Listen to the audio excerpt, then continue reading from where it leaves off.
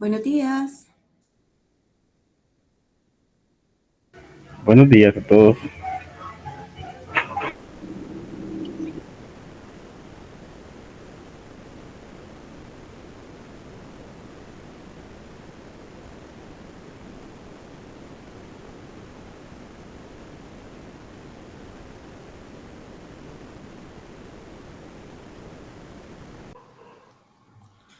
Buenos días a todos.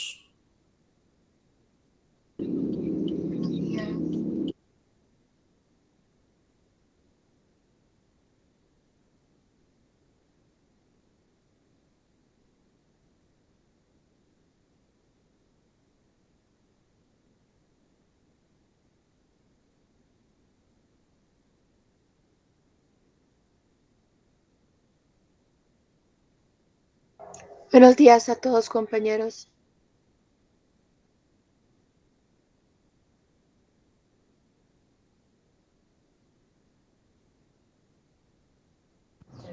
Buenos días.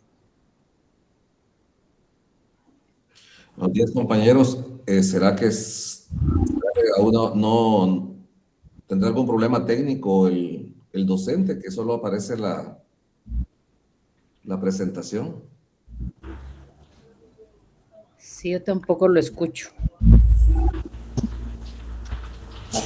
De seguro debe estar dando algunos minutos para que ingresen más alumnos.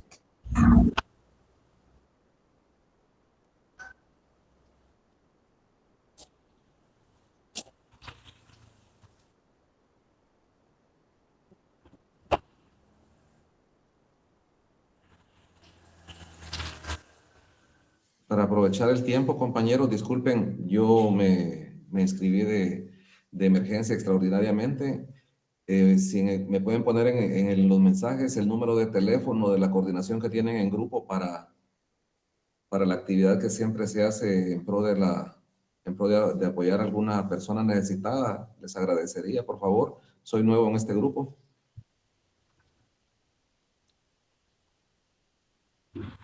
La palabra del Señor de la siguiente manera.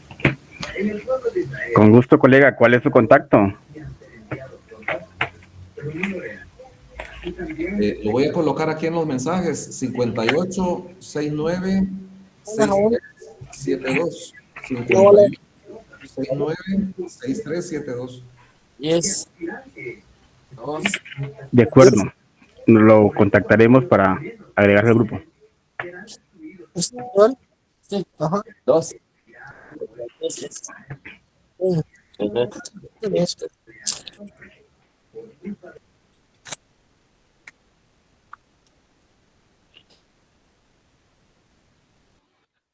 Maestrandos, muy buenos días. Un verdadero gusto estar nuevamente con ustedes en esta segunda clase de nuestro curso de Derecho Penal 2. Pues espero que hayan tenido una semana de bendición, de éxito y que pues también en aquellos inconvenientes, ¿verdad?, del diario vivir, pues buscarles soluciones a los distintos problemas. Así que bienvenidos a esta clase. Vamos de lleno a empezar. Tenemos algún contenido pendiente que tratar. Se recordarán ustedes que hace 8 días estábamos nosotros pues analizando ya lo que corresponde a la teoría del delito. Y en su momento, pues, lo hablamos. Vamos a hacer una pequeña, un pequeño resumen de nuestra clase para que entremos en contexto de lo que quedó pendiente. Hablábamos en su momento que no toda acción o omisión interesa al derecho penal, que específicamente solo interesan aquellas violaciones fundamentales a esos valores fundamentales del ser humano, como por ejemplo la integridad, la vida, la libertad e integridad sexual, el patrimonio y sobre todo el tema también de la libertad. Posteriormente hablábamos y analizábamos lo que es la teoría del delito desde el punto de vista de la teoría del delito. ¿Qué es la acción? ¿Qué es la omisión? Estos son los 4 elementos fundamentales de la teoría del delito. Y nuestra clase se centró en el primero. ¿Por qué? Porque explicábamos que para arribar a la conclusión que una acción era delito, tenían que concurrir estos cuatro estos cuatro parámetros, que es la acción, la tipicidad, antijuricidad y la culpabilidad. Les explicaba que también voy a dedicar una sola clase para cada uno de estos cuatro elementos. Entonces analizamos lo que es la acción, la omisión. Decíamos que la acción y la omisión básicamente son actos o acciones u omisiones. En la primera, actos humanos conscientes. En la segunda también es voluntaria esa actitud humana, pero de eminente rango pasiva o eminente pasiva. ¿Por qué? Porque en una se accionaba y en la otra se omitía un acto que era fundamental realizar. Hablábamos de la fase interna y externa del delito, también explicamos lo que es el derecho penal versus el derecho penal de autor. El primero es de acto, el segundo es de autor. La relación de causalidad, que debe de existir esa clara relación entre la acción y el daño que se provoca.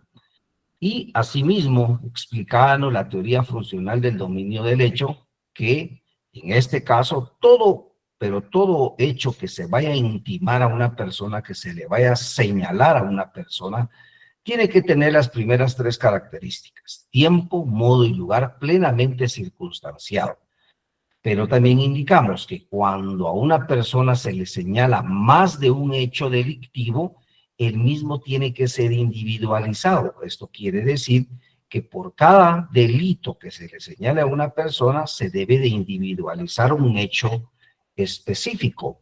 Ejemplo, si yo le señalo a una persona que cometió el delito de secuestro, violación y asesinato, pues voy a tener que plasmar tres hechos distintos. El primero que sea sobre lo que es el secuestro, el segundo que sea sobre la violación y el tercero que en este caso sea el de asesinato, porque en eso consiste la teoría funcional del dominio del hecho.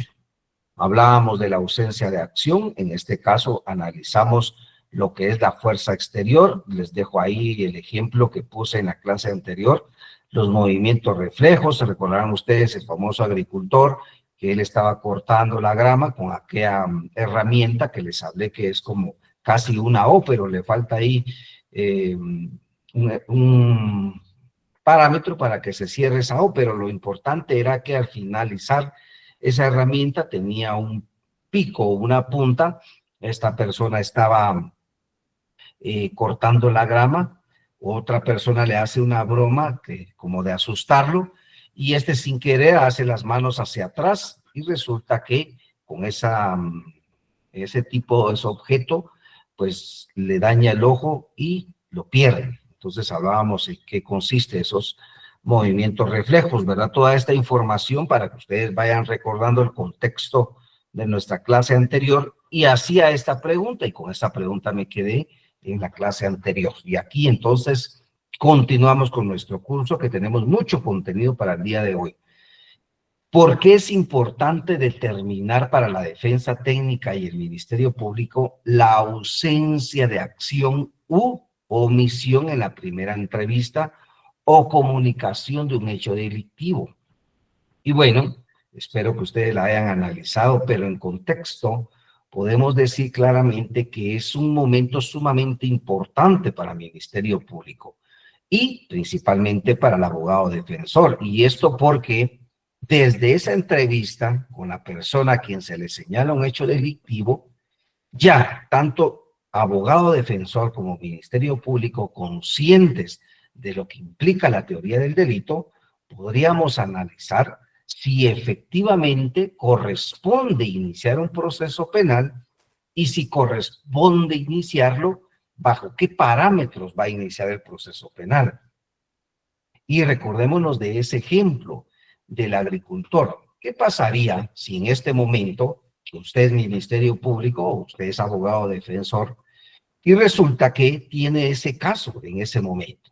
Y usted entrevista al agricultor y le dice, mire, yo estaba cortando la grama y resulta que él es un amigo, yo lo conozco muy bien, yo estaba trabajando, resulta que él llega por atrás y me asusta y yo sin querer hice las manos hacia atrás y con eso le saqué el ojo. Bueno, entonces, desde ahí viene el análisis intelectivo, tanto para Ministerio Público, tanto para abogado defensor, porque si nos encontramos con alguien que no conoce estos elementos como lo que era esos movimientos reflejos, que son aquellos movimientos corporales producidos por un estímulo que no depende de la voluntad humana, sino que es como un acto que se realiza, por supuesto, y surte ciertos efectos, pero es de una manera inconsciente. Esto quiere decir que la persona que lo realizó no tiene la conciencia y no tiene la finalidad de causar un daño. Ahora bien, esto tampoco funciona así de sencillo, de decir, no tuve la intención y yo me libro de responsabilidad penal. No, tampoco funciona así.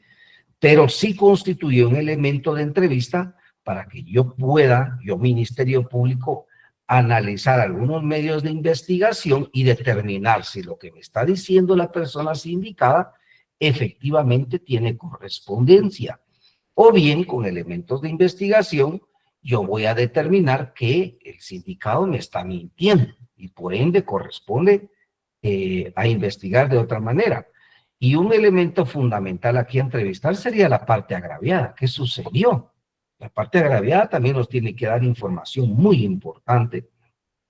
Y entonces, por eso es definitivamente, maestrandos y maestrandas, muy importante determinar desde la primera entrevista con los sindicados, o sea, las personas señaladas de un acto ilícito, si efectivamente existió acción o hubo omisión en el hecho que se le está señalando a esta persona. Y pongo otro ejemplo que me sucedió esta semana. Fíjense que por el día martes o miércoles tuve un caso en donde el Ministerio Público me estaba solicitando la primera declaración de una persona y que yo lo citara. Primera declaración no era ni siquiera una orden de aprehensión, sino citarlo a primera declaración, porque me indicaba Ministerio Público que esta persona había hurtado una motocicleta. Lógicamente, si hablamos de hurtarlo, él no tenía el consentimiento del legítimo propietario de ese vehículo para llevársela. Resulta que yo empecé entonces a analizar esa primera entrevista que hizo Ministerio Público. Y lo primero que me encuentro es que efectivamente el Ministerio Público entrevistó a la parte agraviada, o sea, el dueño de la motocicleta, entrevistó al hermano del dueño de esa motocicleta y entrevistó a quien dice que hurtó esa motocicleta y a otra persona que vende helados o tipo granizadas que pudo observar un hecho. Bueno, entonces es importante establecer qué información indicaron ellos en ese momento. Resulta que los dos hermanos, coincidían en que la persona que hurtó la moto con un vehículo antes le había ocasionado como un tipo accidente o fingió un accidente, lo bota, decían estos hermanos, y cuando él cae al suelo, él pierde la conciencia y es llevado a un hospital y la moto se queda ahí tirada. Y dicen ellos, es el momento en que él aprovecha para tomar la moto y llevársela. Los dos coinciden con eso. Resulta que, entonces yo leo lo que en su momento indicó el sindicado, y él dice, miembros del Ministerio Público, yo me encontraba juntamente, y señala a estas dos personas a quienes dice conocer, que estaban ingiriendo bebidas alcohólicas. Menciona que casi 4 horas antes estaban bebiendo bebidas alcohólicas y que lo que sucedió en ese momento es que él despierta porque estaban en un vehículo y cuando él se registra sus bolsillos, resulta que ya no tenía la cantidad aproximada de 5,000 quetzales que él portaba en su bolsillo. Le pregunta a estas dos personas qué sucedió con ese dinero y ellos le dicen que desconocen qué pasó. Empieza un problema entre ellos tres y se empiezan a dar de golpes, dice el sindicado. Y en ese momento, entonces el sindicado indica, yo les quito las llaves de la moto y les digo que hasta que no me devuelvan mi dinero, yo no les doy la motocicleta. Entonces viene el dueño y me dice el sindicado, que yo tome la motocicleta y que cuando tenga el dinero que él va a llegar a traer a su motocicleta. Eso dice el sindicado. Resulta que esta tercera persona que les indico yo, que ve el hecho, dice, fíjense que yo estaba aproximadamente a unos 50 metros y observé cómo 3 personas estaban discutiendo y se estaban dando de golpes. Y uno de ellos, después de que terminó todo ese problema, toma la moto y se la lleva. Y la deja en una casa como a unos 200 metros del lugar. Si ustedes se dan cuenta, entonces acá es importante, porque definitivamente una parte, ya sea el sindicado, la parte agraviada, nos está mintiendo. O sea, alguien está mintiendo sobre los hechos.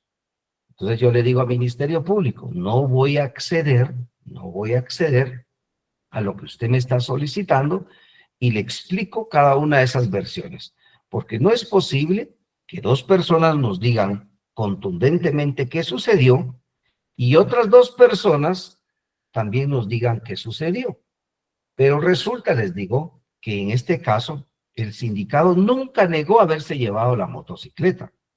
Por el contrario, él dijo, sí me la llevé, pero me la llevé porque ellos me dijeron, mire, entonces llévatela y cuando tengamos tu dinero te lo pagamos y nos entregas la motocicleta. Entonces, si vemos ese caso en específico, le mencionaba al Ministerio Público, existe una ausencia de acción delictiva sobre el tema del hurto, porque él no la hurtó, él la tomó con la autorización de el legítimo propietario. Es cierto, el legítimo propietario dice que no le dio la autorización, pero si analizamos la versión de cada uno de ellos, pero principalmente el que no tiene nada que ver en el problema, indica que él nunca vio un accidente. Él lo que vio fue una discusión y después de esa discusión, él se lleva la motocicleta. ¿Y qué nos dijo la parte agraviada? Nos dijo que a él lo chocaron, que él cae al suelo, que él queda inconsciente y de esos golpes es trasladado a un centro asistencial. Y eso no es lo que vio esa tercera persona ajena al problema. Entonces, definitivamente, alguien le está mintiendo al Ministerio Público. Y es ahí en donde no se encuentra congruencia, por lo tanto, no admití esa petición y ordené que el Ministerio Público investigara. ¿Y qué sucedió, maestrandos? Que ya a finales de la misma semana, o sea, esta semana que sucedió, pues resulta que me solicitan que el proceso se desestime. ¿Qué implica que se desestime? Que no tiene razón de continuar el Ministerio Público con la investigación. Bueno, ¿qué quiero resaltar de ello? Ya voy a explicar en qué consiste la desestimación en un momento y sobre todo cuando estemos en nuestro curso de Derecho Procesal Penal. Pero lo que me interesa resaltar de acá es cómo es importante esa información de ambas partes, que nos pueden reflejar la verdadera acción o lo que más se acerca a la verdadera acción cometida. Y solamente las personas que están envueltas en ese hecho criminal, tanto agraviado como sindicado, pueden aportar elementos valiosos, tanto para encontrar congruencia en lo que dicen, como también para descartar lo que dicen y establecer que efectivamente nos están mintiendo. Entonces, ojo con eso, maestrandos. Los delitos de omisión, aquí les hacía un planteamiento para que vayamos distinguiendo sobre la omisión versus ausencia de acción.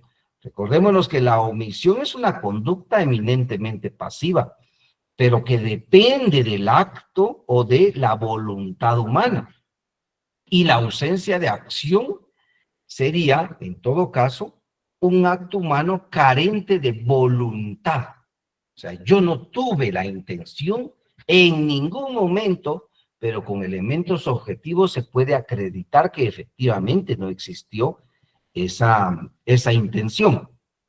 Cuando nos referimos a tipos penales, maestrandos, de omisión, estamos hablando de aquellos que contienen normas de carácter imperativo. Esto quiere decir que es en donde se manda o se ordena la realización de determinada conducta a una persona que consiste en una obligación de hacer algo.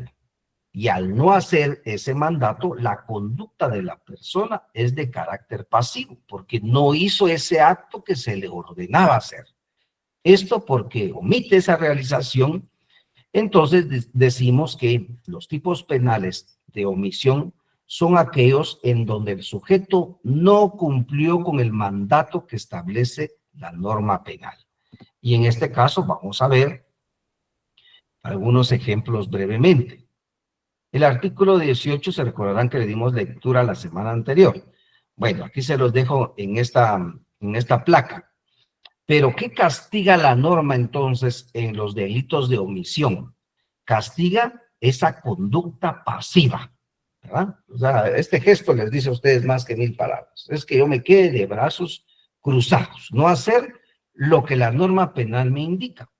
Veamos, por favor, maestrandos, el artículo 156 de su Código Penal. Alguien que me pueda apoyar con darle lectura a ese artículo, por favor. 156 de su Código Penal. Buenos días, es omisión de auxilio. Sí, por favor. Mi amado. Quien encontrando perdido o desamparado a un menor de 10 años, a una persona herida, inválida o amenazada de inminente peligro, omitiere prestarle el auxilio necesario según las circunstancias cuando puede hacerlo, sin embargo, cuando puede hacerlo sin riesgo personal, será sancionado con multa de 25 a 200 quetzales. Muchas gracias, maestra. ¿Sí?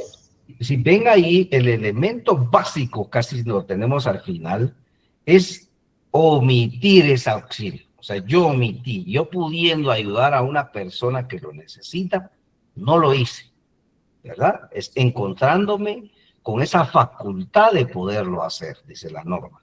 Entonces no lo hice. Viene esta sanción, en este caso, el tipo penal da una sanción económica. Vamos a otro ejemplo. Artículo 457, por favor. Si me puede ayudar, maestranda, o alguien más que quiera participar. Yo, maestro. Yo, doctor. Por favor, estimado maestrando, 457, por favor. Sí. Omisión de denuncia. El funcionario o empleado público que por razón de su cargo tuviere conocimiento de la comisión de un hecho calificado como delito de acción pública y a sabiendas omitiere o retardare hacer la correspondiente denuncia a la autoridad judicial competente, será sancionado con multa de 100 a 1000 quetzales. En igual sanción incurrirá el particular que, estando legalmente obligado, dejare de renunciar. Correcto. Si ustedes ven aquí también, es un acto de omisión. O sea, yo, funcionario público, en el primer párrafo, dice empleado funcionario público, que tiene conocimiento de un hecho delictivo de acción pública.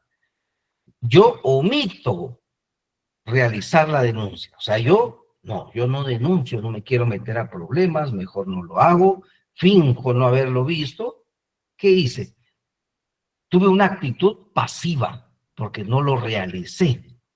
Esto implica entonces responsabilidad, porque la norma penal le establece al empleado funcionario público que debe denunciar aquellos actos que le consten que son objeto de delito y que sea de acción pública. Acción pública implica, maestrandos, ya lo vamos a ver en nuestro curso el día de hoy de Derecho Procesal Penal, que el Estado tiene la obligación de investigar esos hechos. Por ende, le exige a su empleado o funcionario público que pueda hacer esa denuncia.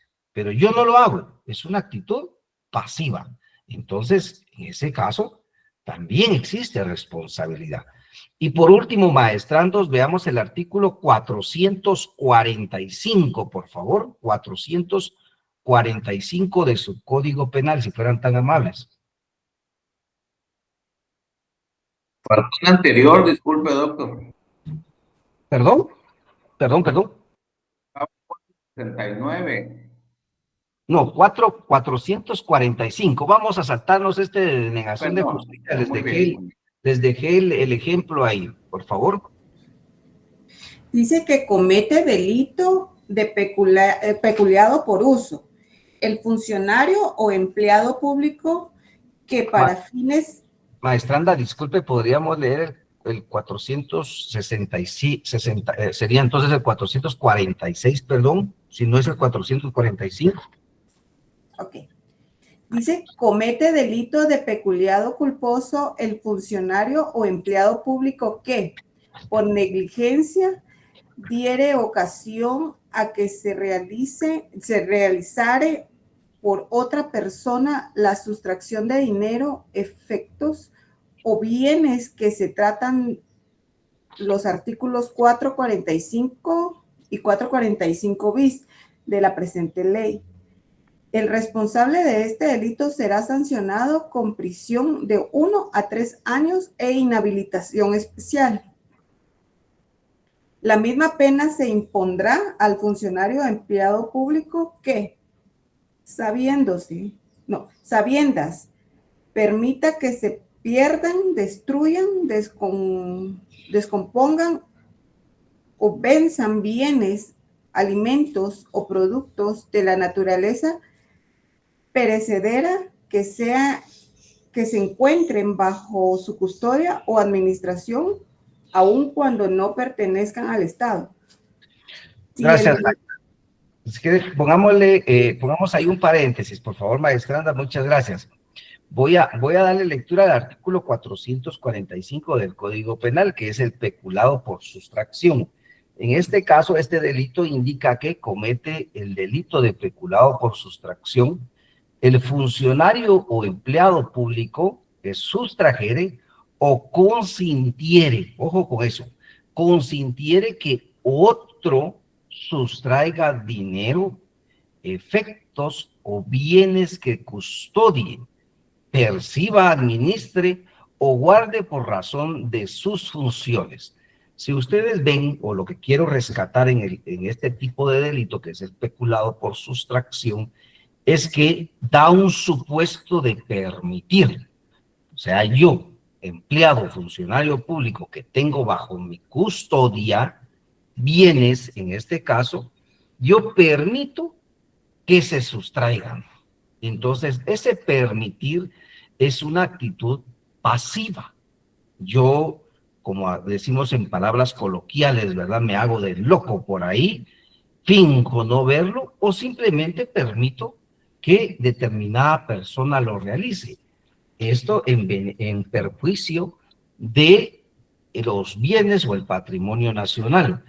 Esto implica entonces que el peculado por sustracción tiene un supuesto también pasivo, y esa pasividad, esa conducta, porque es una conducta solo que pasiva de una persona, la ley lo castiga, porque alguien podría decir, no, pero si yo no tomé el dinero, no, pero si yo no tomé esos bienes, pero la ley a usted le ordena que usted no tiene que permitir que se tome ese dinero, que se tome esos bienes porque están bajo su resguardo. Esto quiere decir que usted no lo tuvo que haber permitido. Entonces, como usted lo permitió, como usted lo consintió, o simplemente usted tuvo una actitud pasiva ante esa acción, usted comete el delito de peculado también por sustracción. Bueno, maestrandos, lo que quiero yo enfocarme en estos ejemplos es que ustedes vayan diferenciando esos tipos penales o esos delitos eminentemente pasivos, que en todo caso la norma los conoce como delitos por omisión. O sea, se omite algo, se omite la conducta que estoy obligado a realizar. Bueno, con esto vamos a continuar con nuestra clase ya del día de hoy, maestrandos, porque con ese contenido íbamos a finalizar la clase anterior que tenía pendiente y que, sobre todo, habíamos platicado la semana anterior. Voy a dar 2 intervenciones, por favor. Maestranda Ana Gabriela Gutiérrez, adelante. Buenos días, doctor. Solo tenía una duda cuando hablamos del artículo 457 que dice omisión de denuncia. Ahí solo estamos hablando de los empleados públicos, ¿verdad? ¿Qué pasa, por ejemplo, con los profesionales? Por ejemplo, yo soy psicóloga. ¿Qué pasa si yo omito una denuncia? Si a mí me llega, por ejemplo, yo trabajo con niñez y adolescencia a veces. Entonces, ¿qué pasa si yo omito una denuncia, por ejemplo, de una agresión sexual o eso?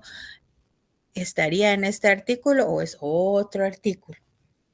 Estaría en este artículo, maestranda, solo que en el segundo párrafo, que ahí ya nos dice sobre los particulares que tienen el deber de hacerlo, ¿verdad? Más que todo por el cargo que ocupan, que como usted bien lo dice, en donde usted se encuentra, los médicos que tienen, por ejemplo, a pacientes que ven que son agredidas sexualmente, principalmente niños, niñas o adolescentes, ellos tienen el deber de denuncia, y si no cometen el delito de omisión de denuncia, que muchos profesionales de la medicina, pues lastimosamente lo han cometido por no denunciarlos, partiendo según ellos de que fue en su clínica privada y que ellos no tenían esa obligación. Pero si ustedes leen detenidamente ese artículo 457, también habla de los particulares. Solo que yo me enfoqué en el tema de los empleados y funcionarios públicos, pero también va dirigido, de acuerdo a su pregunta, también a los particulares en esos temas, ¿verdad? Y tal y como usted lo dice, en donde usted labora, pues existe también una obligación de denuncia, por supuesto que sí. Maestrando Osman Estuardo, por favor, adelante. Gracias, doctor. Buenos días. Sí, bueno. Solo tengo una duda en función a un delito para un empleado público. ¿Qué pasa si se inicia un embargo de una cuenta? Ese embargo llega al juzgado, el juzgado refiere al banco o hasta los bancos del sistema a que se embargue el dinero en ciertas cuentas de X personas. Ahora bien, se hace todos los embargos, retienen el dinero, sin embargo, cuando empiezan a investigar el origen del embargo, que no tiene nada que ver con ese embargo, llegan al juzgado donde supuestamente se emitió la resolución del embargo. El juez, el oficial y el juez dicen, aquí no tenemos la papelería esa, sabiendo que la resolución salió de ahí. Entonces, en este caso, considero que entraría ahí este punto, lo que estamos viendo. En este caso, maestrando, por el contexto que usted me dio, le comparto lo siguiente. Se trata de una medida precautoria, según lo entiendo yo, porque el embargo pues constituye una medida precautoria de un proceso civil, un proceso laboral o un proceso penal. Pero cuando ese embargo se realiza y deja de ser ya necesario, pues lo que se tiene que hacer es levantar el embargo como tal. Y es el juez que otorgó ese embargo el encargado de levantarlo. Pero recordémonos que el embargo tiene un motivo, tiene una razón de ser que lo justificó en su momento. Pensemos que en lo penal, que es nuestra materia, pudo haber sido, por ejemplo, que en los delitos de estafa, por ejemplo, que tienen que ver con el patrimonio, resulta que yo solicité al juez penal que me dictara una medida precautoria porque esta persona en su cuenta bancaria tiene pues ciertas cantidades de dinero que con ello podríamos nosotros garantizar que a la víctima se le pueda resarcir el daño causado. Entonces, el objeto por el cual se estaría haciendo el embargo fue para garantizar que a esta víctima se le paguen esos daños y perjuicios. Pero resulta que dentro de la investigación se determina que no es él el responsable de haber causado ese daño, entonces el embargo no tiene razón de ser de que continúe como tal. Y tampoco podríamos decir que como está embargado, pero se encontraron algunas otras cosas en otros procesos diferentes que continúe el embargo, porque la razón por la cual se otorgó ya desapareció, él no es el responsable, y por lo tanto ese embargo tiene que quedar sin efecto. Será en otro proceso en donde se establezca que si él tiene responsabilidad y necesitan ese embargo, en donde el juez, si bien puede ser el mismo, puede ser otro, determine la necesidad de un nuevo embargo, pero por una nueva causa. No podría un embargo justificar todas las causas que podrían encontrarle, porque se desnaturalizaría la razón por la cual se embargaron las cuentas. Entonces le puedo decir en forma general que esa es la esencia de un embargo, pero es para contestar su pregunta, maestrando. Ahora, el contexto del caso en concreto, pues considero que usted lo sabrá mejor, ¿verdad? Solo le doy parámetros generales a manera de que usted también tenga ideas generales y saber qué hacer en determinado momento. Ok, doctor, gracias. Lo que pasa es que aquí sucedió un delito de falsedad ideológica y material. Con un DPI fueron a falsificar un montón de cosas, pero quien está responsable es un banco y un oficial de un juzgado, porque desaparecieron las pruebas. Entonces, por eso decía yo, como es un funcionario público, entonces podríamos enmarcarlo ahí. Pero sí me ayudó mucho. Le cuento, no soy abogado, soy auditor. Gracias. Y lamentablemente estoy malo en la garganta. Gracias, No hay problema. Hay que cuidársela ahí todos los días. Hay que tomar algo, maestrando, y mucho gusto, mucho gusto. Bueno, gracias, vamos a continuar, ¿no? A ustedes, estoy para servirles. Les mencioné que íbamos a tener lecturas obligatorias para el curso. En este caso, aquí se las dejo, por favor. Y es la Constitución Política de la República de Guatemala, nos la tenemos que saber desde su inicio hasta su final. Ahí nos van a surgir dudas, maestrandos, y estamos para servirles, para apoyarlos en sus dudas. Los primeros 122 artículos de su Código Penal, maestrandos, ahorita ya es una obligación tenerlos en la mente, ¿verdad? Quizás no aprendérselos de pies a cabeza, pero sí saber en qué consiste cada uno, y ahí es el trabajo de ustedes de que puedan hacer sus análisis. Van a surgir muchas dudas, y eso que no les preocupe. Apúntenme sus dudas y ya con mucho gusto yo los apoyo. Y esto tercero, que es fundamental para penal y procesal penal, maestrandos, que es presenciar sus audiencias penales. Por supuesto, esto es opcional. ¿Por qué es opcional? Porque yo desconozco cuál sea su función, su labor y todas aquellas obligaciones que ustedes y responsabilidades que tengan ustedes en su semana.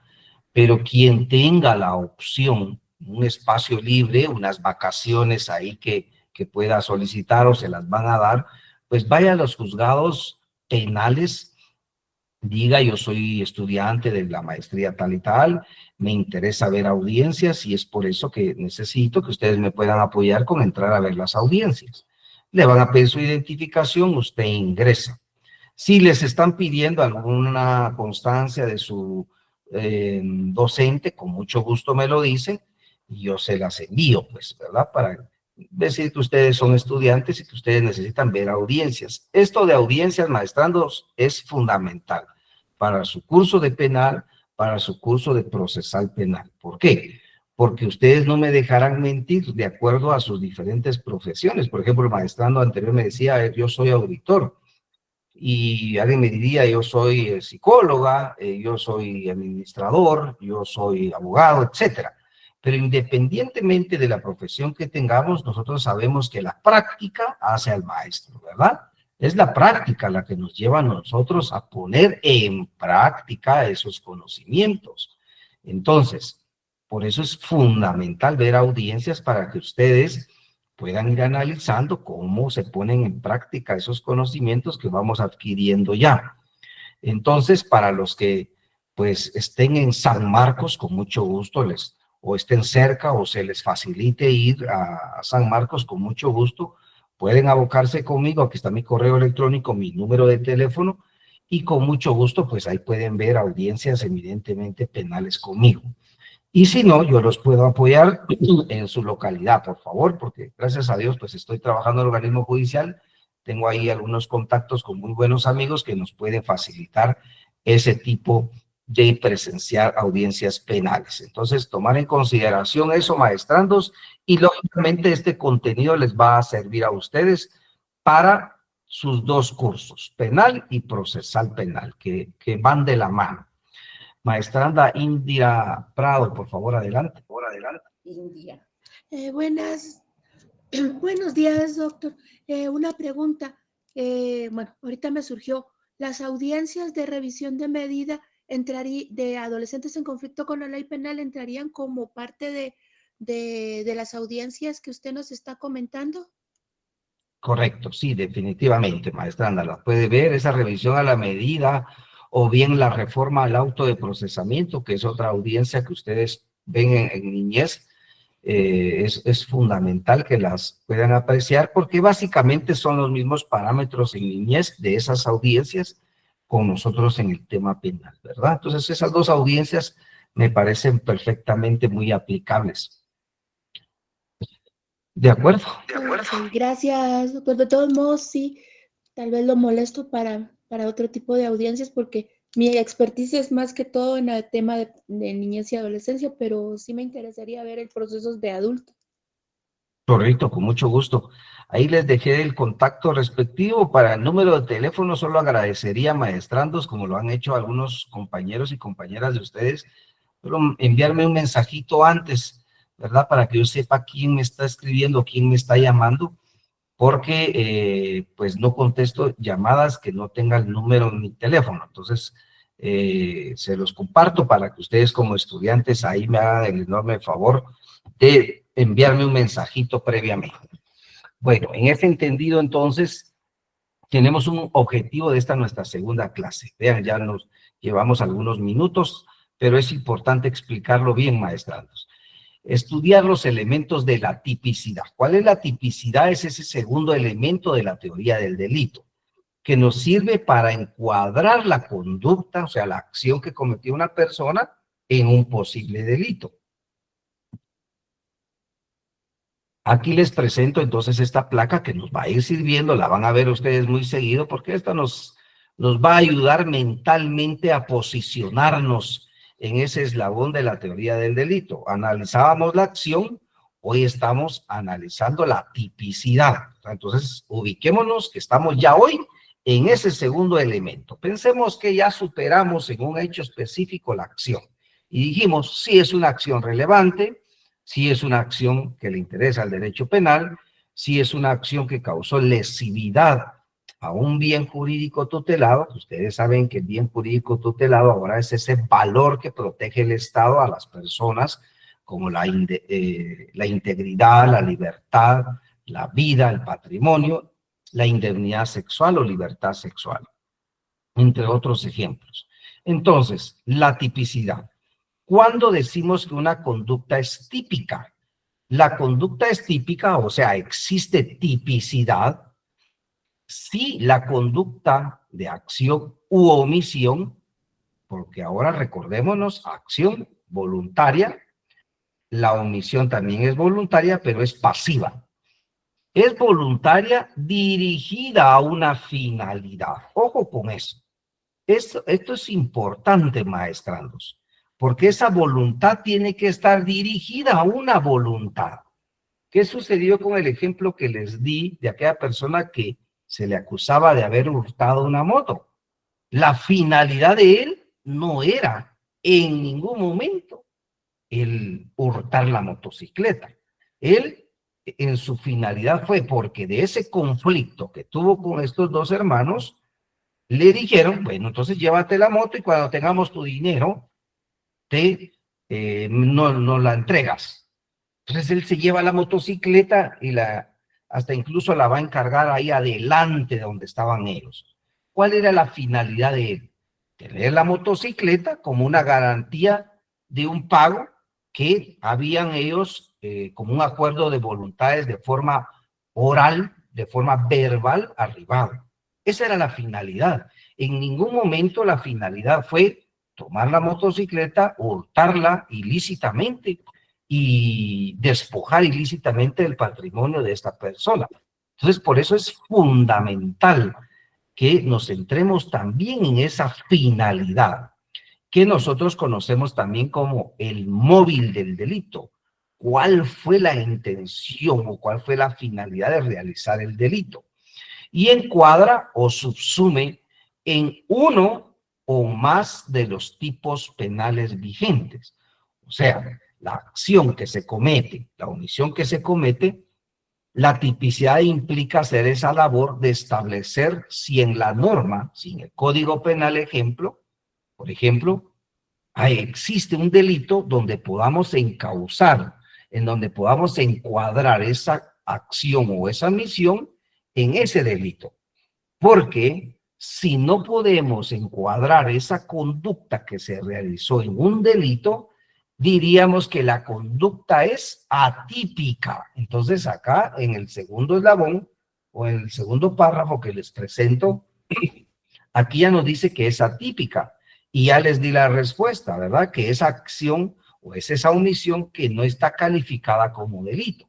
Entonces diríamos que si esa acción, regresemos a esta placa, si esa acción es típica, es porque existe una norma que prohíbe y tiene el delito donde se subsume esa acción. Pero si esa acción no se puede subsumir en un delito, en una norma penal, diríamos que esa conducta es atípica. Y por lo tanto, si no es delito, hasta ahí llegaríamos con nuestro análisis. Por lo tanto, ya no tendríamos que analizar antijuricidad ni culpabilidad. Diríamos, no es delito porque la norma no lo prohíbe. Y por lo tanto, el proceso penal no puede continuar. Pero si es típica, entonces continuamos, ¿verdad? Y entonces acá ya les logro dar un concepto de tipicidad. Maestranda Indira Prado, por favor, adelante. Sí, gracias, doctor. Tengo una duda. Fíjese que con respecto al tema del encuadre, tiene que estar en tiempo, modo, lugar y para poderlo encuadrar. Sin embargo, por ejemplo, eso se da en la primera declaración. Para poder eso, o sea, llegar a eso, ya tendríamos que haber tenido la tipicidad del delito. Sin embargo, por ejemplo, yo me he topado algunas veces en que cuando van a dar la declaración las personas que fueron las agraviadas, el Ministerio Público desestima la declaración porque no está congruente en tiempo, modo y lugar. Pero, por ejemplo, me pasó en un caso específico que ya habían pasado 3 años y la adolescente, o sea, en ese momento era niña cuando sucedió el hecho y ahorita ya era una adolescente, decía, es que yo no me recuerdo de eso y cómo lo puedo, ahí sí que cómo lo puedo expresar como ellos quieren, porque lo quieren con hora y todo, como usted nos lo decía. Entonces, ahí, ¿qué pasaría? Porque ya hicieron la tipificación del delito hacia la persona que lo cometió, pero en la declaración hay incongruencias. Correcto, maestranda. Veamos, en el tema de niñez, o sea, niños o niñas o adolescentes, se ha establecido por parte de la Corte Interamericana de Derechos Humanos y Cámara Penal y la misma Corte de Constitucionalidad en Guatemala, de que ahí se releva a un segundo plano algunas características como lo es el tiempo y el lugar. Porque un niño, por ejemplo, un niño de 6, 7 años, 8 años, 9 años, que está siendo víctima, por ejemplo, de una violación, lo menos que va él a poder decir es qué día soy, ¿verdad? Para recordarme cuando me pregunte un juez, cuando me pregunte el Ministerio Público, qué fecha soy, qué meses soy. Entonces, en esos casos en específico, no se torna como relevante esas características, porque estamos hablando de condiciones vulnerables, de niños vulnerables. Entonces, esto puede ser subsumido de otra manera.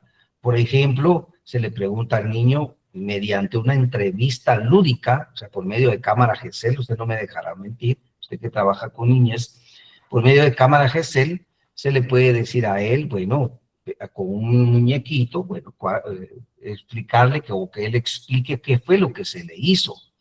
Asimismo, a él poder decirle, bueno, ¿tú por qué recuerdas eso? Él podría decir, es que mi abuelita nos llegó a visitar. Tu abuelita te llegó a visitar. ¿Y tu abuelita qué? ¿Es la mamá de tu mamá o la mamá de tu papá? Es la mamá de mi mamá. ¿Y por qué te llegó a visitar? Porque era mi cumpleaños, ¿verdad? Y me llegó a visitar. Bueno, entonces era tu cumpleaños. Ahí el Ministerio Público tiene que ir a investigar cuándo es el cumpleaños del niño, el certificado de nacimiento. Entonces ya tendríamos un mes, un aproximado día. Y no tendríamos que decirle entonces a la persona que se les indica el hecho, mire, tal día, tal hora, en tal lugar, ¿verdad? ¿Y tú en dónde estabas? Yo estaba en el mangal, porque me recuerdo de un niño que así lo dijo. Yo estaba en el mangal. Ese mangal es un árbol, sí. ¿Y cuántos árboles de mangos tiene tu papá o tu mamá? Solo hay uno. Bueno, entonces ya Ministerio Público va a hacer el croquis y va a establecer en dónde está ese árbol de mangos, ¿verdad? Señor juez, aquí está el croquis, efectivamente solo hay un árbol de mangos, está situado en esto, entonces ya tenemos la referencia del lugar. Y es así como se tendría que subsumir esos aspectos, pero ¿qué sucede, maestrandos? La realidad es de que en muchos casos, pues tenemos a personas que no están especializadas en estos temas y no están informadas en este contenido. O sea, hay mucha deficiencia en algunos aspectos cuando tratamos con niñas o adolescentes, o no digamos con grupos vulnerables como mujeres, como ancianos, como personas con capacidades diferentes. Entonces, eso sí tuvo que haberlo observado el Ministerio Público y bajo ningún punto de vista permitir una desestimación. Ahí el juez tuvo que haber sido el eslabón o el encargado de control de garantías y en ese momento no admitir esa desestimación, si es que eso fue lo que, o entendí mal, maestrana, pero si se desestimó una causa por ello, entonces cuando existió esa solicitud de autorización judicial para que se desestime, no se autoriza, se le ordena al Ministerio Público que investigue y continúa la investigación. Ahora, si una parte si fue, por ejemplo, desestimada en sede fiscal, entonces cuando se oponen a esa desestimación se declara con lugar y se le ordena al Ministerio Público que pueda continuar con la investigación, ¿verdad? Ya vamos a ir viendo el tema de la desestimación también en algún momento, así que esto no los aturda, maestrandos, si no se entiende qué decir por desestimación. Lo vamos a ver en nuestro curso de Derecho Procesal Penal. Continuamos, maestrando Marlon Martínez, por favor. Muchísimas gracias, doctor. Yo, pues, algo similar al caso de la moto.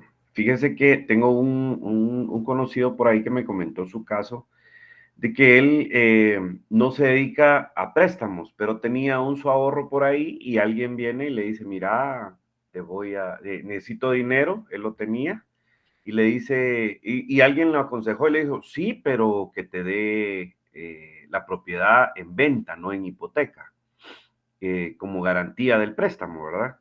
Entonces se hizo de esa manera y en su momento viene la persona la dueña de la propiedad y no pagó, y no pagaba, era una mujer.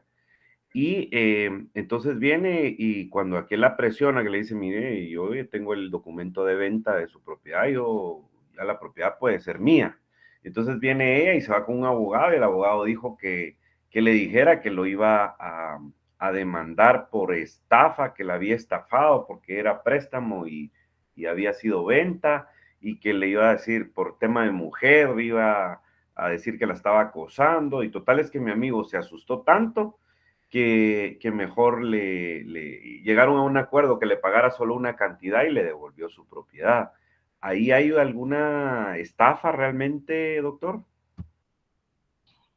Maestrando, no lo veo como una estafa, definitivamente que no, porque hubo un acuerdo de voluntades en que dos personas, pues, bajo su sano juicio, dijeron verbalmente, te doy esta cantidad de dinero, tú me la devuelves y dejo en garantía este bien. Lo que quizás veo es una simulación de contratos, porque el contrato que ahí se tuvo que haber sido es un contrato de mutuo con una garantía, ¿verdad? Que en este caso de la garantía era la motocicleta. y lo que se hizo fue una compraventa, o sea, como que pasó a nombre de la otra persona. Entonces, pero este es un tema eminentemente civil en todo caso, pero estafa no de ninguna manera, porque estafar es, en todo caso, aquel ardid, aquel engaño que yo le realizo a la persona para que él pueda o ella pueda hacerse afectada en su patrimonio por ese engaño. Por ejemplo, estafa sería, tomemos casi el mismo ejemplo, que yo le diga a una persona, mire, le vendo esta motocicleta Harley Davidson y le voy a pedir, ¿qué? 90,000 quetzales, pensemos en un precio ahí, 90,000 quetzales, y resulta que me lo compran, yo le digo que está muy bien, que es una motocicleta que no tiene ningún tipo de desperfecto, usted confía en mí, y resulta que cuando usted se va a darse su viaje por esa, ¿cómo le llaman eso? La caravana del zorro, pues no llega ni siquiera al rancho, funde el motor, como consecuencia que estaba en pésimas condiciones el mismo. Entonces yo le engañé porque le vendí una motocicleta que tenía un serio daño y no se lo advertí. Y en este caso que el motor ya iba a fundir. Y sobre todo que yo sabiendo esas deficiencias que tenía el bien, no se lo hice ver. Entonces ahí hay un engaño de por medio, cosa diferente hubiese sido. Yo se la doy en ese precio porque el motor necesita una reparación. Si usted ya no se la da, pues eso ya es en todo caso una responsabilidad que va a subsumir en la persona que compra. Pero si yo no lo advertí, esta persona confió y lo engañé y lo perjudiqué en su patrimonio, entonces ahí sí se constituiría un tipo de estafa, ¿verdad? Pero es muy diferente. ¿De acuerdo, maestrando Marlon? Gracias, doctor. Correcto, vamos a seguir entonces. La tipicidad entonces es la característica o la cualidad que tiene una conducta humana de encuadrar o subsumir o adecuarse a un tipo penal. Lo que les manifestaba, la acción que comete una persona la tenemos que encuadrar o subsumir en un tipo penal. Por ejemplo, una persona se le acusa de que le dio muerte violenta a otra. Bueno, entonces diríamos, ¿cuál sería el tipo penal aquí adecuado? Le dio muerte violenta a otra. Bueno, entonces está el delito de homicidio. Y el delito de homicidio establece que quien diere muerte a otra comete el delito de homicidio. Entonces diríamos, la norma lo prohíbe y por lo tanto encuadra en homicidio. Entonces ahí estamos haciendo esa labor intelectual de tipificar, ¿verdad? De encuadrar o subsumir una acción en un tipo penal. Y tipificar es esa acción de encuadrar una conducta en un tipo penal. Muchos muchos autores indican que tipificar le corresponde exclusivamente al juez, o sea que solo un juez podría tipificar una acción frente a una norma penal, pero yo como docente les digo, no estoy de acuerdo con eso, porque también otros autores han calificado la tipificación como cuando una persona hace esa labor intelectiva, quien puede ser un abogado, puede ser un fiscal, puede ser un agente de Policía Nacional Civil, un estudiante, nosotros en este momento. O sea, es una labor intelectiva del ser humano. Pero cuando la realiza el juez, ya es una labor eminentemente jurisdiccional. Y a esto muchos autores la conocen como tipificación judicial. O sea que el acto de tipificar lo podemos hacer todos en algún momento, porque es una labor intelectiva. Ese proceso de decir ¿por qué ese homicidio? A ver, ¿por qué no pudo haber sido asesinato? ¿Por qué no pudo haber sido un homicidio culposo? Un homicidio en estado de emoción violenta, un homicidio preterintencional. Y entonces empezamos a analizar ciertos elementos de la acción para ver con qué delito es el más adecuado. Pero eso es una labor intelectiva que todos la podemos hacer. Ahora, cuando estamos ya en un proceso penal, en esa primera declaración que ya estamos o que ya vamos a empezar a ver en nuestro curso de Derecho Procesal Penal, pues ahí ya el juez, cuando el juez dice, esta conducta yo la califico por el delito de homicidio o la califico por el delito de asesinato. Permítanme un momento, maestra. O de asesinato. Entonces, en este caso, ya el juez está haciendo esa labor también de tipificar, pero a esto se le conoce como tipificación judicial. Entonces, esto hay que tomarlo muy en consideración. El tipo o injusto penal es así como se le conocen a los delitos, maestrandos, ¿verdad? Muchos autores van a encontrar ustedes que dicen delito, tipo penal, el injusto penal, pero todos se refieren técnicamente a la palabra delito, ¿verdad? Solo que en este caso es mucho más técnico que alguien diga el tipo penal o el injusto penal, pero todos se refieren al delito, que es en todo caso algo que ustedes tienen que tener claro. La triple función del tipo penal o el injusto, o sea, del delito. La función que de acuerdo a la doctrina se establece en un tipo penal son en síntesis 3. La función seleccionadora. Por medio de ella, pues vamos nosotros a seleccionar solo las conductas penalmente relevantes, es decir, las más graves y violentas en donde previamente hayan intervenido otras ramas del derecho. Aquí hay principios, se recordarán ustedes que en su momento hablábamos de los principios del derecho penal, que es la subsidiariedad del derecho penal, la última ratio del derecho penal. Y siempre les he venido diciendo, ¿será que toda acción o omisión le va a interesar al derecho penal? Pues la función seleccionadora del tipo nos dice que no. Solo les va a importar a interesar el derecho penal a aquellas conductas penalmente relevantes, violentas y más graves, en donde podamos decir que otras ramas del derecho pudieran en todo caso dar solución, pero si no le corresponde a otra rama del derecho, sino eminentemente a lo penal porque se ha vulnerado un bien jurídico tutelado relevante, diríamos que es al derecho penal que le asiste. Esto en función del principio de subsidiariedad del derecho penal y la última ratio, que para que recordémonos consiste en que el derecho penal va a entrar a atacar o va a ser utilizado por el Estado en esas conductas violentas. Y la última ratio consiste que el derecho penal va a poder ser utilizado por los Estados siempre y cuando otra rama del derecho no sea la que se tiene que encargar. Ejemplo, si estamos hablando de una deuda, como lo que me manifestó el maestrando anteriormente, si es una deuda, podríamos decir claramente o advertir claramente que sí es un daño al patrimonio, pero no es un daño violento. Ahí existió un acuerdo de voluntades en donde una persona le prestó a otra y a quien se le prestó irresponsablemente no cumplió.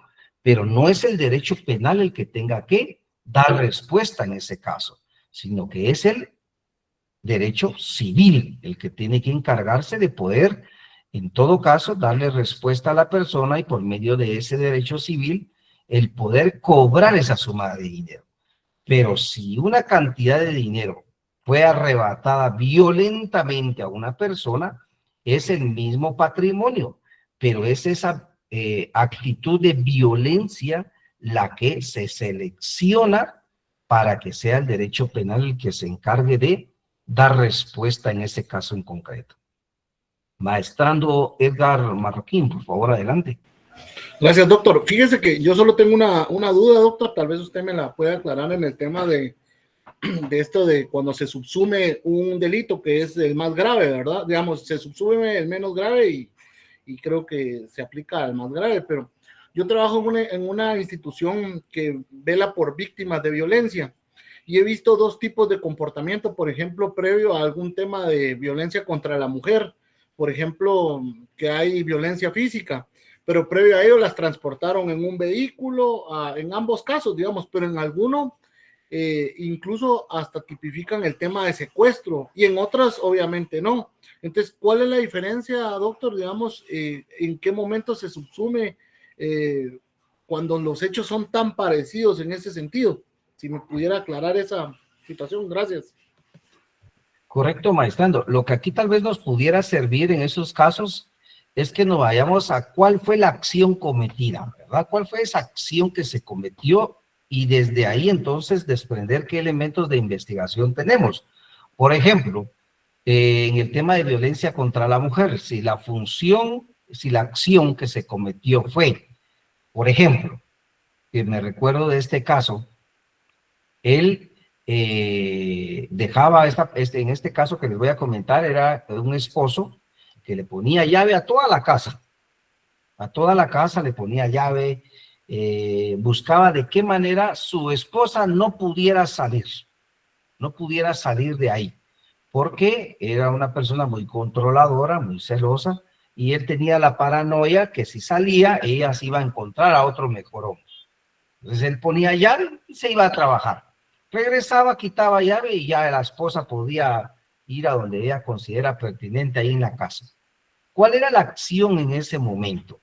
¿Será que él buscaba como finalidad que ella estuviera bajo un tema de secuestro o era una actitud machista, una actitud controladora para que, en todo caso, su pareja pues no se encontrara a otra persona?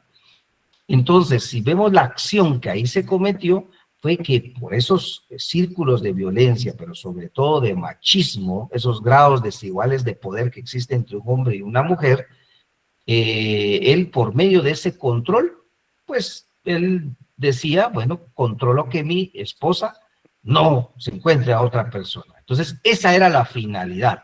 Entonces, diríamos que aquí lo que existe es una violencia contra la mujer, no un delito de secuestro.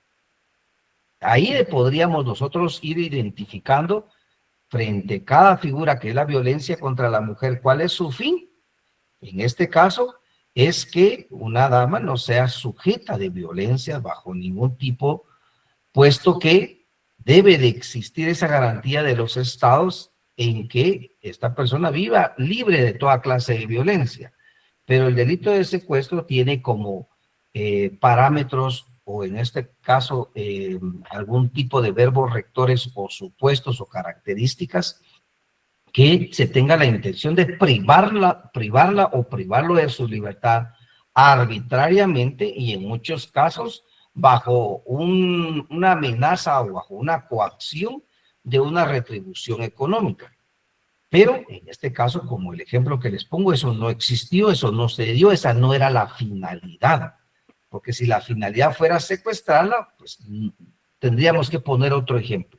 Ahora, diferente es que un varón tome a una persona, la suba a un vehículo, la lleve a otro, la encierre y en todo caso, pues realice las llamadas hacia sus familiares y exija que a cambio de que ella quede libre, una cantidad de dinero, por ejemplo, porque pueden exigir muchas cosas.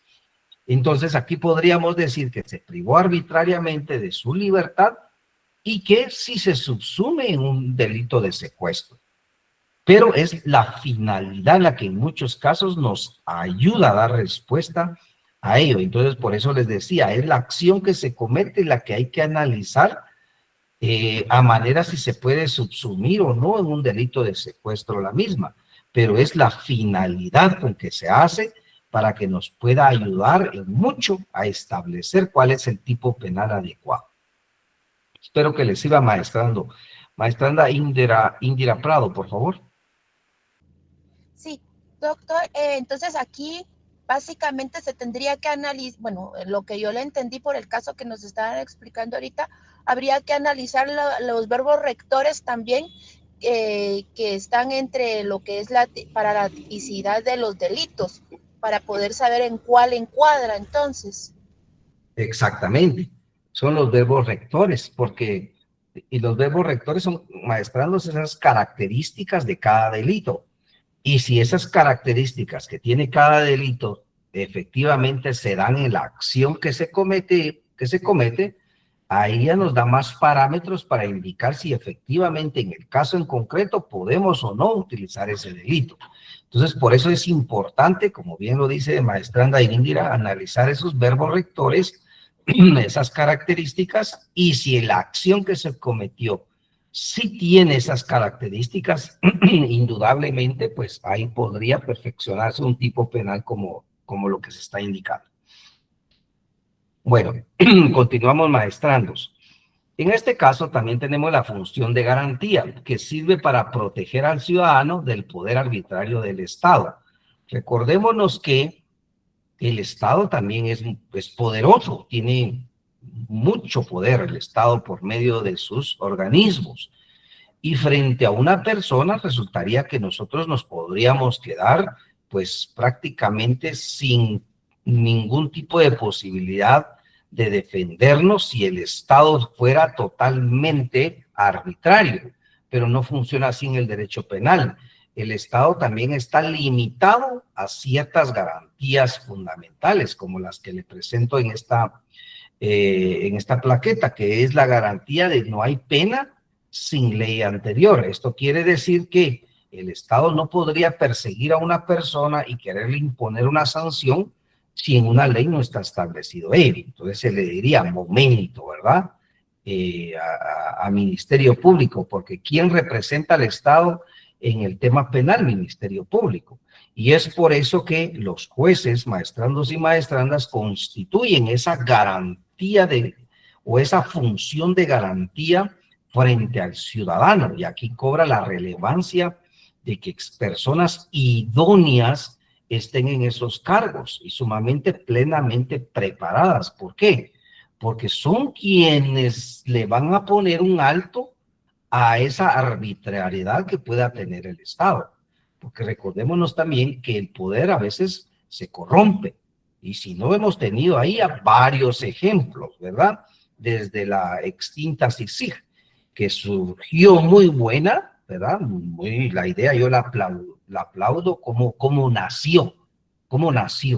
Ahora, ¿cómo se fue convirtiendo? Esa fue una arbitrariedad, por supuesto, porque dicen que el poder, si no es controlado, se pervierte, es arbitrario. Entonces, tienen que haber controles y la función de garantía específicamente es ello. Por medio de los jueces, controlar las garantías constitucionales y poder decirle al poder punitivo que lo representa el Ministerio Público, no accedo. Ejemplo de garantía es valga la redundancia, es el ejemplo que les puse de esta persona que lo estaban citando a primera declaración. Él ni en cuenta, por supuesto, de que como juez se utilizaron esas garantías y que le benefició, porque nunca lo va a saber, porque ya nunca se le citó. Pero ¿qué hubiese pasado si se le cita y llega injustamente a un proceso penal y se inicia el proceso penal cuando realmente no era necesario? Falló esa garantía. Entonces, también es una función como tal el ser garante de esos derechos. Función motivadora. Por medio del conocimiento del tipo penal se incentiva al ciudadano a realizar o abstenerse de ejecutar determinadas conductas por las consecuencias que conllevan, ¿verdad? O sea, que se motiva a las personas con los tipos penales dándolos a conocer de que se abstengan. Y aquí les ponía un ejemplo, los que han tenido la oportunidad de hacer algún viaje en algún momento en los aeropuertos, ¿verdad? Existen rótulos ahí en algún momento en donde motivan a abstenerse a realizar algún trámite. O sea, mire, si usted lleva más de $10,000, tiene que reportarlo, si no usted comete el delito tal y tal. Vea, usted de preferencia, se le dice en muchos casos, no preste su cuenta, porque quien presta su cuenta puede irse preso sin darse cuenta, ¿verdad? Algo así lo dicen en los medios. Pues esa es esa función motivadora que conlleva a que las personas tengan conocimiento y se abstengan de realizar este tipo de delitos. Ahora bien, ¿hasta qué punto es motivadora? Pues la verdad es, de acuerdo a las estadísticas, podríamos decir que lo que abstiene a una persona a realizar un delito no es la pena, no es la cantidad de años, sino son los controles que se tienen para que esos delitos no se perfeccionen. Porque si no, veamos el tema del asesinato, que tiene una sanción de 25 a 50 años. Es uno de los delitos que más se da en Guatemala. La extorsión, que está por aumentarse las penas. Por ahí hay algunas iniciativas que puedan o no tener en algún momento un resultado positivo, pero se ha establecido mediante estudios como tal que no son las penas las que motivan a no realizar delitos, ¿verdad? No es eso. La verdad no es ello, es lo que nace con la pena de muerte. En algún momento la pena de muerte se utiliza como para tratar de motivar a las personas a que no realicen determinados delitos, y eso en ningún momento ha sido un parámetro de reducción de las penas. No solo no es aplicable en Guatemala, sino que no constituye, aunque se pudiera aplicar, una razón que motiva a no delinquir. Eso está plenamente establecido. ¿Cuáles son los sujetos que intervienen en un delito, maestrandos? Aquí ya se les explica de una manera más técnica. Existen sujetos activos y sujetos pasivos. El activo es el autor del delito, es el que realiza la acción delictiva y por ende es el que comete el delito como tal. Es el sujeto activo. Y el sujeto pasivo es la persona titular de ese bien jurídico a quien el Estado le garantiza esa protección y a quien se le daña. Es por ello entonces que hablar de sujeto activo y sujeto pasivo en un delito es lo técnico, ¿verdad? Es lo técnico. Y esto ustedes lo van a escuchar en audiencias, en libros, en clases, por supuesto. Entonces, el sujeto activo, quien realiza el delito. El sujeto pasivo, la persona a quien se le afecta en un delito como tal. Y los elementos, pues, más comunes del tipo, que en este caso se los voy a dejar en estas plaquetas porque me parece más importante por razón de tiempo, maestrandos, algunos elementos esenciales que deben ustedes conocer, que en este caso me quiero centrar en la clase de tipos. Por ejemplo, los tipos penales han sido estudiados de diferentes maneras y que por lo cual pues pueden ser conocidos de diferentes maneras. En el caso entonces, por ejemplo, de los tipos abiertos. Cuando hablamos de tipos abiertos, estamos hablando de una clasificación entre cerrados y abiertos, pero estos últimos que en este caso conllevan que la norma no tiene claramente definido en qué consisten como tal. Y les pongo este ejemplo, que es el artículo 264, numeral 23 del Código Penal, que dice casos especiales de estafa. Y vean qué dice este artículo. Quien defraudare o perjudicare a otro usando cualquier ardid o engaño. Entonces deja abierta la posibilidad a ese ardid, ¿verdad? El ardid es aquella maniobra, aquella especialidad de una persona solo que la utiliza en poder causar un engaño en otra. Esa es artimaña, ¿verdad? Entonces dice la norma, cualquier ardid o engaño deja abierta todas las posibilidades habidas y por haber. Y por eso se le conoce como los tipos penales abiertos. Ahora, los primeros, que son los tipos cerrados, contienen claramente definidos y descritos sus supuestos en la norma, y pues estos no nos van a dar ningún dolor de cabeza, ¿verdad? No nos van a dar ningún dolor de cabeza porque claramente está definido en qué consiste, y por lo tanto, pues, se le conocen como tipos cerrados y abiertos. Estos últimos, pues, los que son abiertos, los que les decía que dejan abiertas esas posibilidades, pues sí violentan principios de legalidad y taxatividad y pueden, en todo caso, plantearse inconstitucionalidades sobre ellos. Pero esto es cada caso en concreto. O sea, el abogado defensor puede venir acá y caso por caso analizarlo y sobre todo yo sugiero plantear esas inconstitucionalidades, porque en los tipos que son los delitos no puede existir esa subjetividad de dejarlo a cualquier sinnúmero de posibilidades abiertas. O sea, eso no tiene que ser así, porque el principio de legalidad y taxatividad lo prohíben y conllevan a que sean tipos plenamente descritos en la norma, como lo son los cerrados. Ahora bien, los tipos por el régimen de la acción. Tenemos los tipos penales de resultado, de mera actividad y los delitos de peligro. Los de resultado son aquellos que se necesita un resultado para que se den, ¿verdad? Ejemplo, las lesiones. Yo no podría decir que una persona tiene lesiones leves, graves o gravísimas si en su cuerpo nunca se causó ningún impacto. Ejemplo, creo que en algún momento les puse un ejemplo de dos personas que vivían en un condominio. Uno de ellos pues trató de agredir al otro con un bat de béisbol y resulta que el otro tenía pues muchas habilidades de defensa personal y el que tenía el bat nunca logró impactarlo, a pesar que él hizo lo que pudo hacer y nunca lo logró impactar. Y esta persona pone su denuncia y se estaba exigiendo que fuera por el delito de lesiones, porque decía quien sabía de defensa personal, ¿qué hubiese pasado si yo no hubiese sabido este tipo de defensa personal? Él me hubiera dado serios golpes, me hubiera lesionado, me hubiera dado muerte, decía él. Pero no lo logró porque yo tengo ese tipo de pues pericia, ¿verdad? Como tal.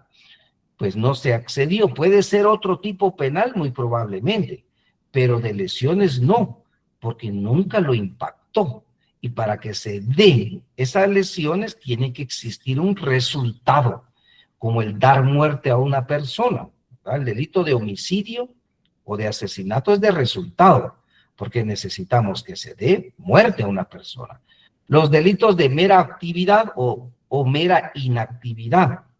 Esto se da, por ejemplo, con el hecho de que se pueda producir un resultado solo con la realización de determinada conducta prohibida. Por ejemplo, la aportación ilegal de armas de fuego. Yo porto un arma que no tengo la licencia para portarla, es un delito de mera actividad. Aquí no se podría decir, pero ¿a quién le hago daño? ¿A quién lesioné? ¿A quién estoy poniendo en riesgo? Aquí se comete por el hecho de que se haya realizado la conducta de portar un arma sin la licencia respectiva. Portar drogas, por ejemplo. Puede decir una persona, mire, pues yo porto marihuana o cocaína, pero es para mi uso. ¿Y por qué? Díganme, ¿por qué ustedes me quieren afectar? Yo no le estoy causando daño a nadie, no se la estoy vendiendo a nadie, no la estoy tratando de revender a alguien. No, se comete por el hecho de que se pueda realizar esa conducta prohibida, que es portar ese tipo de drogas, ¿verdad? Que es posesión para el consumo, lo determina la ley contra la narcoactividad. Y los delitos de peligro son aquellos delitos que se ponen en riesgo, ¿verdad? Un bien jurídico tutelado, o sea, es una amenaza a ese bien jurídico tutelado. Lo que sucede con aquellas personas que van conduciendo sus vehículos con una actitud temeraria, irresponsable, o van conduciéndolos bajo efectos de bebidas alcohólicas. Entonces, pues están poniendo en riesgo a las personas que van caminando sobre esos lugares. Son delitos de peligro y por ende son sancionados por ello. Y en este caso, pues también tenemos los delitos dolosos y culposos. Los dolosos, se recordarán ustedes que son aquellos en donde se tiene la intención de causar un daño, se tiene el propósito de realizar esa acción. Y los culposos son aquellos que se realizan por un descuido. Esto lo analizamos en esta clase, se recuerdan en su momento, por negligencia, por impericia o por imprudencia, ¿verdad? Algunos ejemplos: un delito doloso, un homicidio, un asesinato, un robo agravado, es un delito con dolo.